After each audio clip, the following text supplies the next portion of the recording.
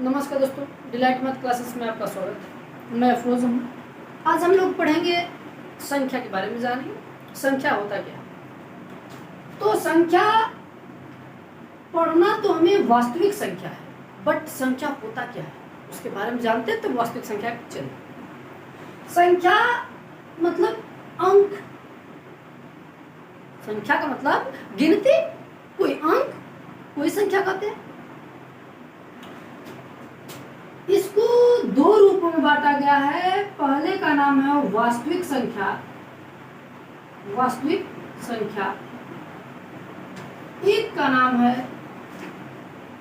काल्पनिक संख्या।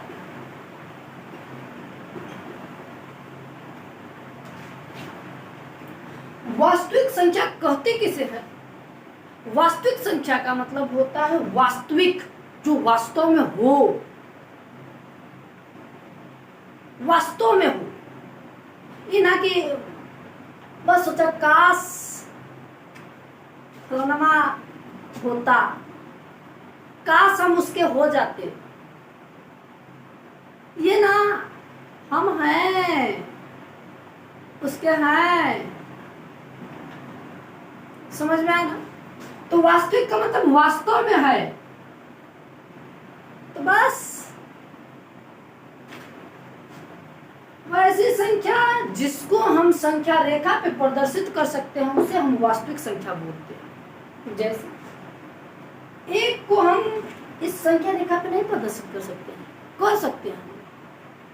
तो जो संख्या को हम इस संख्या रेखा पे प्रदर्शित कर सकते हैं वह संख्या वास्तविक संख्या कहलाती है। दुनिया की जितनी संख्या है, यदि जिसको हम संख्या रेखा प्रदर्शित कर सकते हैं वह सब वास्तविक संख्या के अंतर्गत आएंगे। और जिसको हम नहीं कर सकते हैं, संख्या रेखा प्रदर्शित नहीं कर सकते हैं, उसे हम बोलते हैं काल्पनिक संख्या। क्या बोलते हैं? काल्पनिक। काल्पनिक का मतलब है, समझ में आ रहा है? कल्पना। कल्पना किसी लड़की का नाम थोड़ी बता रहा। कल्पना का मतलब कल्पना कर रहे हैं, काश मेरा होता, काश ये मेरा हो जाता तो काम बन जाता, हमारा जुगाड़ हो जाता, काश हमारा जुगाड़ हो जाता तो काम बन जाता। सोचते हैं ना? तो यही कल्पना किया जाता है, जिसमें कल्पना की केवल बात आती है उसे हम बोलते हैं काल्पनिक संख्या। मतलब क्या कि जिस संख्या को हम संख्या रेखा पे प्रदर्शित ना कर सके उस संख्या को हम बोलते हैं काल्पनिक संख्या। ठीक है? तो कल्पना करने वाली बात है ये। तो ये जैसे में आता क्या है, बोलेंगे कि कैसे, क्या, कौन ऐसा अंक है जिसको हम संख्या रेखा पे प्रदर्शित नहीं कर सकते? कौन ऐसा है? दिमाग में तो घूम रहा हो। अरे जब दिमाग खोलोगी कहाँ से घूमी? जिसके पास दिमाग होगा उसको सूझ रहा होगा, पूछ रहा होगा कि क्या होई। तो बता रहे हैं जैसे का मतलब कि वैसी संख्या होती है जिसको करड़ी में लिखा जाता है और उसके साथ माइनस लगा होता है और जिसका वर्गमूल न निकले वह संख्या कहलाती है क्या? काल्पनिक संख्या। जैसे -4, -5 करड़ी में सब रहेगा, -6 कुछ भी करड़ी में हो और उसके साथ माइनस लगा हो, वही संख्या काल्पनिक संख्या कहलाती है। अब कहा कि करड़ी में 4, ये भी तो काल्पनिक संख्या, ये करड़ी में लिखा हो, लेकिन बचवा हो ये करड़ी में है लेकिन इसका वर्गमूल भी निकलेगा 2। तो 2 को हम संख्या रेखा प्रदर्शित कर सकते हैं ना? क्या इस -4 का वर्गमूल निकलेगा? ये 4 तो है, 4 का वर्गमूल निकलता नहीं, क्या -4 का वर्गमूल निकलेगा? अरे नहीं निकलेगा। कैसे कि यदि हम इसका 2 फैक्टर करेंगे, -4 का हम 2 फैक्टर करेंगे तो हम लिख सकते हैं -2 × 2, यही ना करेंगे। लेकिन करड़ी का मतलब गार्जियन का दबाव। क्या? गार्जियन का दबाव। आज देखा बिरादर सेम होने की चाहिए।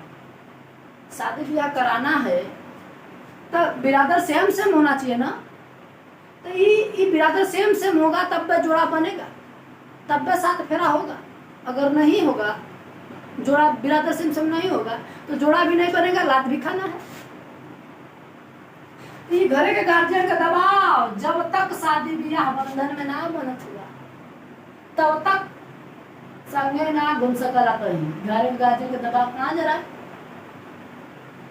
क्या उसका स्टार्ट हो जाता।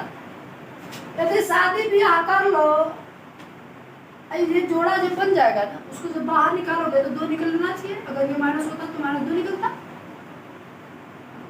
तो घर का देखा गार्जियन का दबाव खत्म, कड़ी हट जाएगी अपने आप। यदि बिरादर सेम सेम दो हो, जोड़ा बना रहा हो, एक को बाहर निकालोगे अपने आप कड़ी बाहर हो जाएगी, हट जाएगी कड़ी। और जिसका जोड़ा बनबे ना करे, बिरादर सेम होगा नहीं, कहाँ से निकलेगा कड़ी, कहाँ से हटेगा कड़ी, नहीं हटेगा। करड़ी को हटाने के लिए, करड़ी का मतलब घर के गार्जियन का दबाव, गार्जियन का दबाव हटाने के लिए हमें जोड़ा सेम सेम खोजना चाहिए, सेम सेम बिरादरी का खोजना चाहिए, तब वह हटेगा। नहीं तो आजकल चल ही रहा, जो चलेगा वो चलता ही रहेगा। काल्पनिक संख्या समझ में आया ना? ये जिसको हम संख्या रेखा प्रदर्शित नहीं कर सकते उसे हम काल्पनिक संख्या कहते हैं। जिसको केवल हम कल्पना कर सकते हैं, उसे दर्शा वर्षा नहीं सकते। दोस्तों ये तो समझ में आया, बट मुझे ये पढ़ना नहीं है। हमें पढ़ना क्या है? वास्तविक संख्या। ऊपर लिखा गया वास्तविक संख्या। वास्तविक संख्या क्लास 10 का पहले पाठ या चैप्टर का नाम है वास्तविक संख्या। तो मैंने सोचा कि इसको विस्तार से बता दिया जाए कि होता क्या है, कैसे कैसे बांटा गया संख्याओं को। तो संख्या को दो रूप में बांटा गया है, एक वास्तविक एक काल्पनिक। काल्पनिक मुझे पढ़ना नहीं, वास्तविक पढ़ना है। वास्तविक का मतलब कि जो वास्तव में हो। ये वास्तविक संख्या के अंतर्गत सारी संख्याएं आ जाएंगी। इसको पढ़ना क्या वास्तविक संख्या के अंतर्गत? परिमेय संख्या।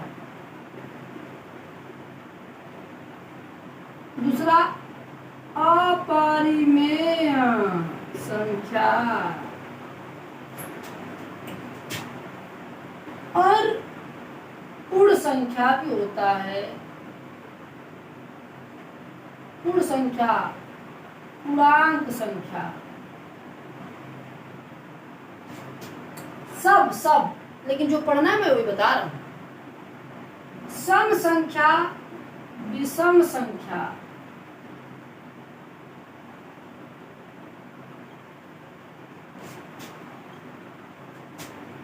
भाज्य संख्या, अभाज्य संख्या,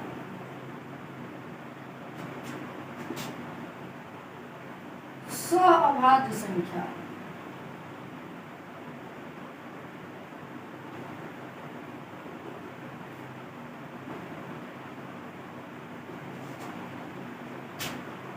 दोस्तों एक एक करके बारी बारी से पढ़ते हैं। उसमें केवल ना इसमें यही दिया है परिमेय और अपरिमेय। वास्तविक संख्या में ये क्लास 10 के, क्लास 10 के बच्चों के लिए केवल परिमेय और अपरिमेय को सिद्ध करना होता है कि क्या कौन सी संख्या परिमेय है, कौन सी संख्या परिमेय है। ये सब है नहीं, लेकिन जानना जरूरी है।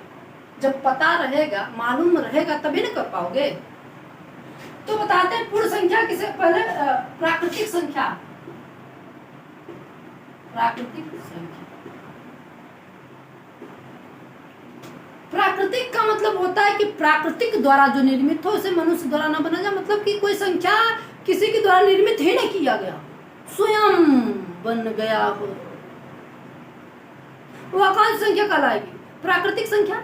जैसे प्राकृतिक संख्या का मतलब कि वैसी संख्या जो केवल अपने से बना हो। इसका मतलब गिनती को ही कौन सी संख्या कहते हैं? प्राकृतिक संख्या कहते हैं। जिसका मतलब 1 2 3 4 5 6 7 8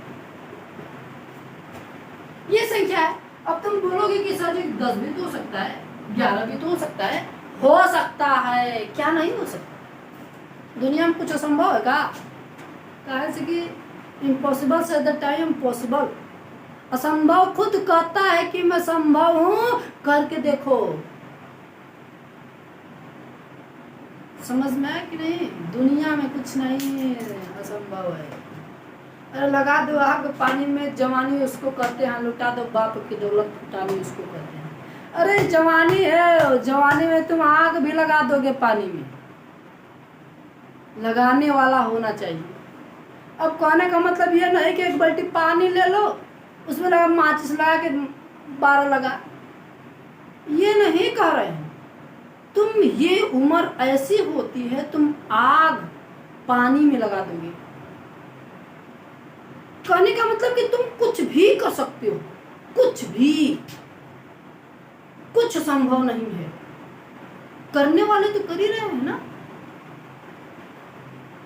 जो मनुष्य कर रहा है, कोई किया है मनुष्य, इसका मतलब ये हुआ कि तुम भी कर सकते हो। करोगे तब ना। घर बैठ के सोच रहे हो ये आकाश हम भी कर लेते, अरे कैसे कर लेते?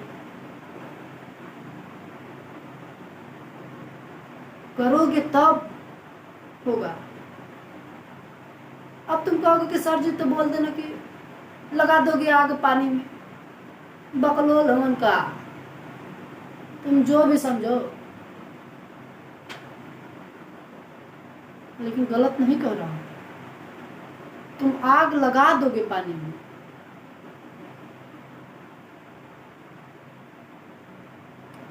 ठीक है, चलो। अब ये जो बना है 11, ये 1 और 1 से मिलके बना हुआ है ना। इसका मतलब कि हम 1 को 1 और 1 2 बार लिए तब जाके 11 बना हुआ है। तो क्या ये प्राकृतिक संख्या 1 और ये 9 तक पा सकते हैं ना? कर सकते हैं ना, क्योंकि ये इसी से मिलके बना है। इसका मतलब ये हुआ कि यदि हम कहना चाहें तो मूल प्राकृतिक संख्या 9 तक होती है, उसके बाद जो बनता है ये प्राकृतिक संख्या ही होती है, लेकिन यह मूल प्राकृतिक संख्या 9 होती है। यह इन 9 से मिलकर निर्मित होता है, उसे हम प्राकृतिक संख्या कहते हैं। और बात करते हैं क्या? पूर्ण संख्या की। अरे जब ना प्राकृतिक संख्या में 0 शामिल हो, पूर्ण संख्या कहलाती है। इसका मतलब ये हुआ कि यदि हम इस प्राकृतिक संख्या में आगमा 0 लगा दे तो पूर्ण संख्या कहलाने लगी। बात क्लियर बा? कोनो दिक्कत ना ना। अब बात करते हैं पूर्णांक की। पूर्णांक संख्या, गिनतियों को ही पूर्णांक संख्या कहते हैं, अंक को ही पूर्णांक संख्या ही कहते हैं। इसको भी 2 रूपों में बांटा गया है। एक को बोलते हैं ऋणात्मक पूर्णांक संख्या, एक को बोलते हैं धनात्मक पूर्णांक संख्या।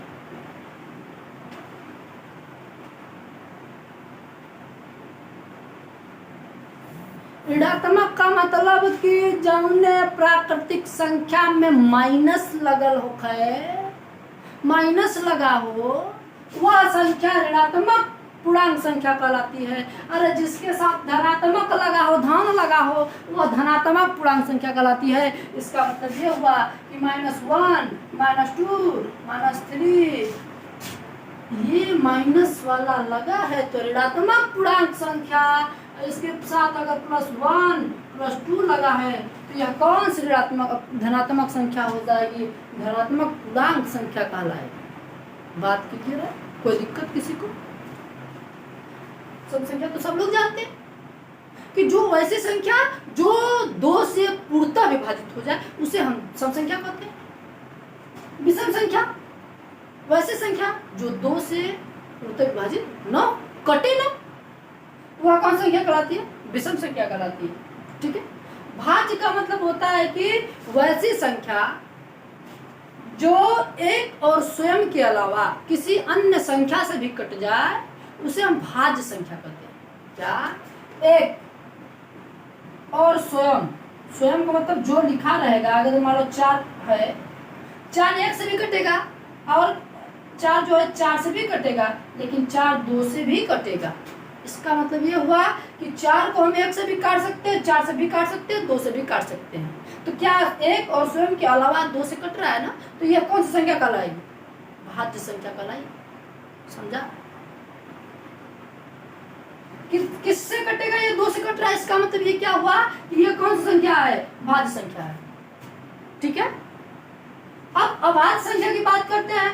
देखो, सिक्के के 2 पहलू, एक हेड और एक टेल। इसका मतलब कि ये कटेगा किसी एक और स्वयं के अलावा किसी अन्य संख्या से कटेगा, उसे भाज्य संख्या। और जो ना कटी हो, एक और स्वयं के अलावा किसी से ना कटे, उसको अभाज्य संख्या कहते हैं।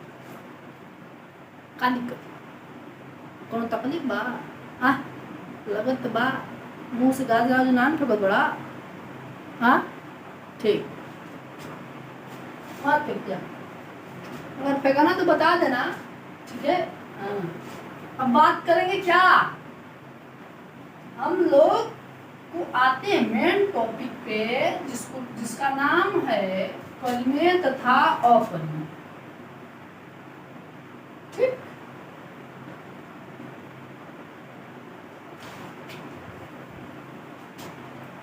परिमेय संख्या कहते किसे? परिमेय संख्या को हम बोलते हैं क्या?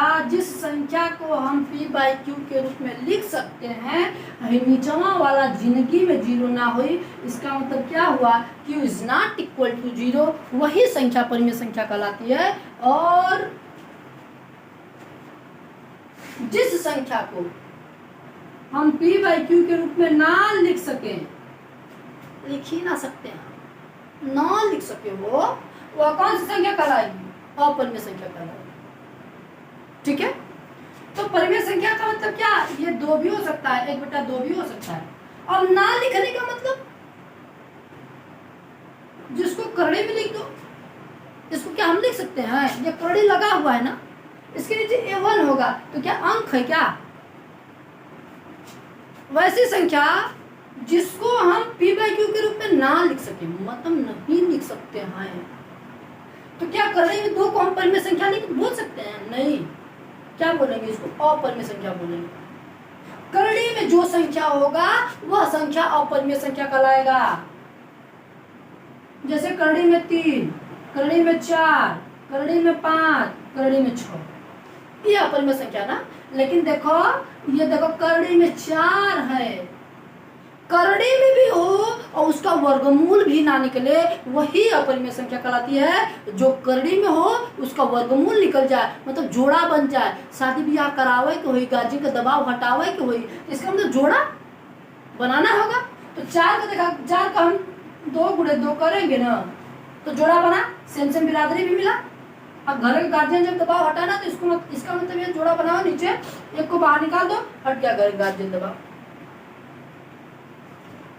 2 आ गया। तो ये संख्या परिमेय संख्या कहलाएगी। जिसका वर्गमूल निकल जाएगा वो संख्या परिमेय संख्या कहलाती है। और जिसका वर्गमूल नहीं निकलता है, अरे मर्दे बकलोलवा, वो संख्या अपरिमेय संख्या कहलाती है। समझ में आया कुल गप्पा? ना समझ में आया? अब बात करते हैं क्या,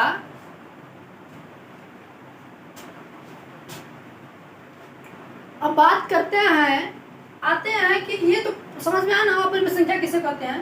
कि वैसी संख्या जिसको करड़ी में लिख सकते हैं, मतलब करड़ी में लिखा हो और इसका वर्गमूल ना निकले, वह कौन सी संख्या कहलाएगी? अपरिमेय। और जिसका वर्गमूल निकल जाए या सिंपल सा p/q के रूप में लिख सकते हैं, वह संख्या परिमेय संख्या कहलाती है। ठीक है।